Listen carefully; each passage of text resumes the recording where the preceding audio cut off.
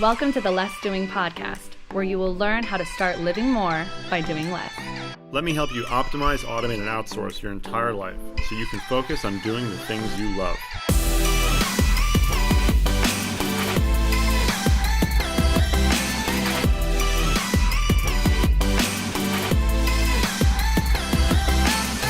Now here's your host, Ari Meisel.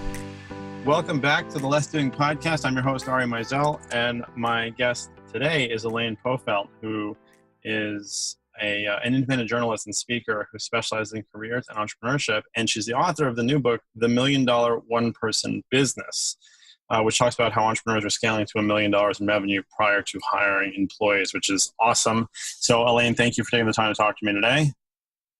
Thank you so much, Ari. It's great to be here.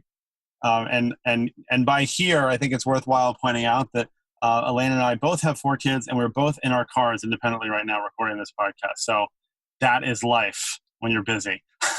Exactly. So what got you interested in this particular sort of segment of entrepreneurs? I've been a journalist for many years, writing about entrepreneurship, and have done a lot of coverage of scalable entrepreneurs. And one of the things that I noticed was we really don't pay attention to this giant segment of the entrepreneurial landscape, the one-person business. But if you look at the numbers, there are about 28 million small businesses in the United States, and the vast majority are called non-employer businesses by the government. That means they have no employees other than the owners. And what I found was these businesses are given short shrift. They're viewed almost as people that failed to scale. They don't get their due, and yet they're very happy. They have great lifestyles. And so when I came across U.S. Census Bureau statistics showing that a growing number were breaking into the revenue category of 1 to 2.49 million, I got very interested and started writing about it. And what do you see in the research that you've done on the interviews and stuff that there is a particular segment, industry, or geography where this is easier or happens more often? Definitely. The highest revenue categories for non-employer businesses are things like running a hedge fund or being a successful actor or actress, but those things are not that accessible to the average person. So when I looked at the categories, the ones I focused on were those most accessible. E-commerce, I think, would be the most accessible, and it's the one where I see individuals getting up to $3.5 to $4 million in revenue with no employees. There are other categories, though, too. Professional services is a good one. You have people that are highly compensated professionals, attorneys, accountants, people with a lot to bring to the table, IT professionals, who can create a business where they can bring in more than 1 million in revenue.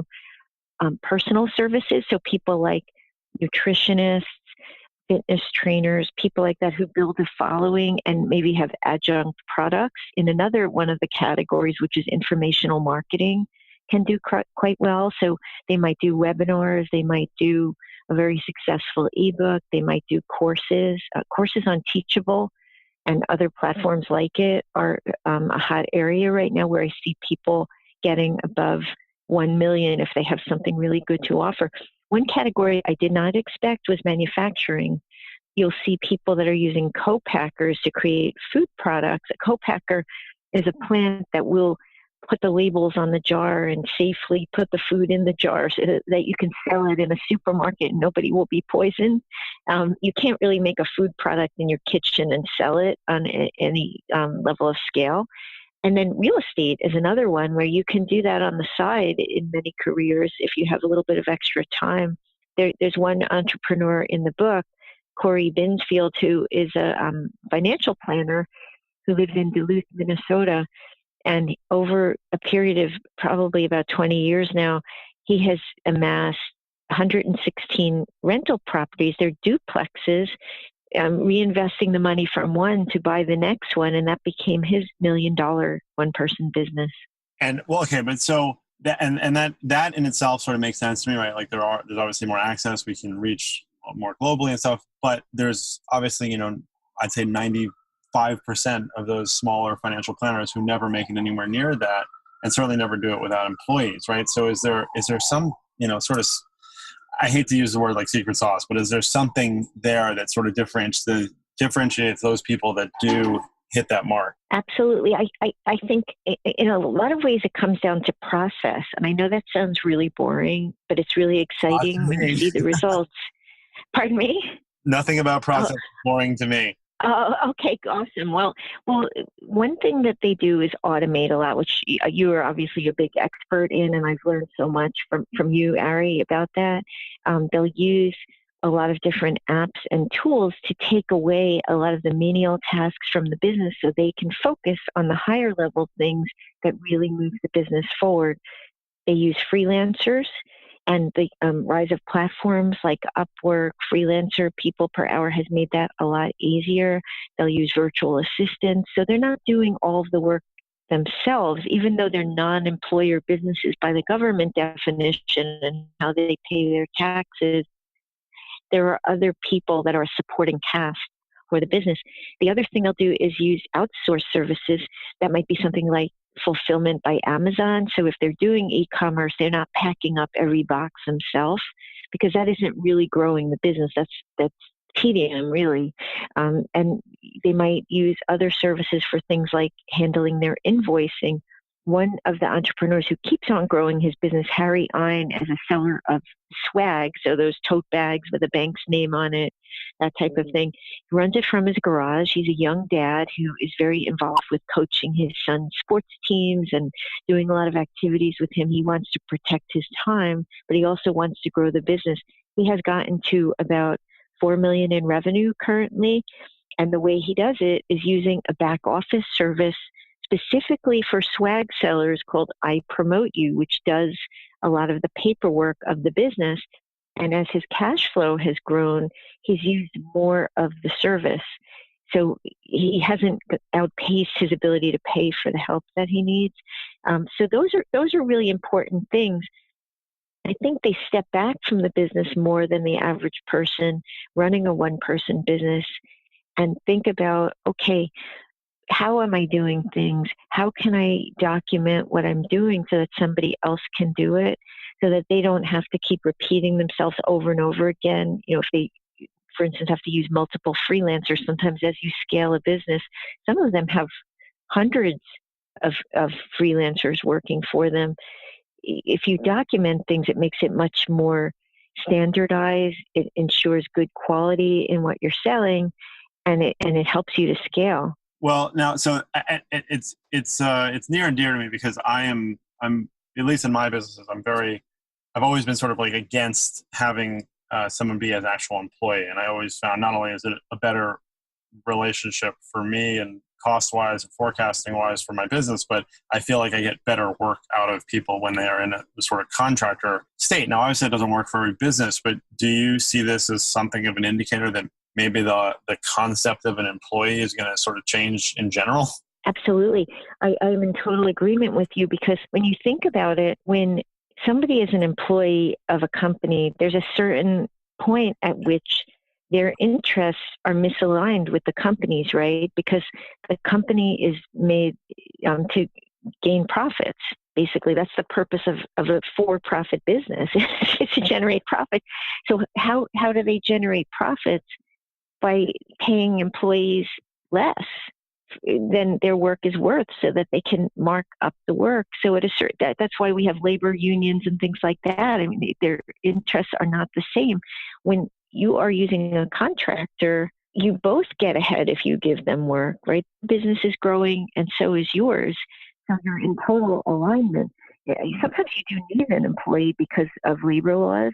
If you're doing hourly work, or if you're outsourcing hourly work, you might not be able to use a contractor, in which case you have to think about how to make sure that your employee is gaining something from the relationship too, so that they benefit if your business grows, so your interests are aligned. But I think you're right that whole relationship is fraught with challenges, and it's very hard to resolve them, because at the core you have opposing interests. Yeah, exactly. And I mean, that's how I always see it. So when these, and obviously, as you said, you had people with hundreds of freelancers, right? So what is the sort of management skills of that sort of have to come into play at some point, right? Because the person who can manage two freelancers when they're making $100,000 or $200,000, they either have to really learn really quick or have some really good mentors or something if they're not going to bring somebody else in to be able to manage that at scale at $1 million and more. That's a good point. Sometimes what I have found is they will use agencies that find the freelancers for them. So one entrepreneur I found after writing the book who I wrote about for Crane's New York Business, Selena Cuff, she is a wine seller. She imports wine from South Africa, and she uses hundreds of freelance sommeliers to do wine tastings around the holidays. She doesn't need year-round employees because the holidays are really when she does the most sales, and she gets them from an agency.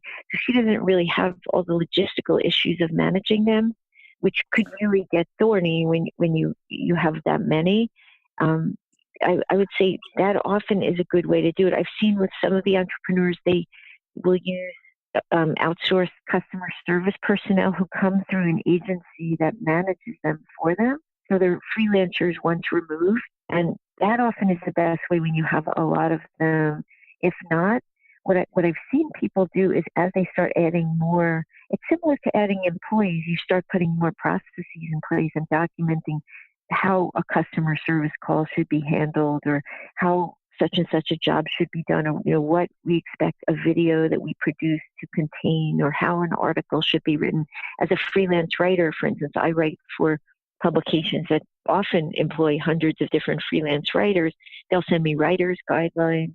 They'll send me a format for how the headline should be laid out, and the secondary copy, the body copy, where it goes, so that they have a lot less fixing it when it comes in, because I know what is expected of me.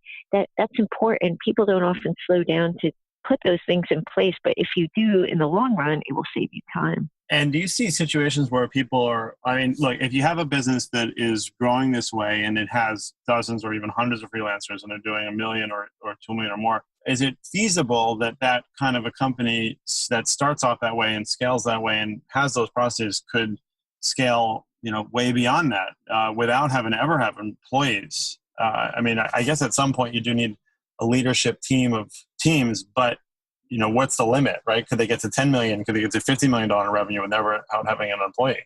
I know they can get to 10 million because I know of one example. I've not been able to get the interview with this person, but I know that there is at least one.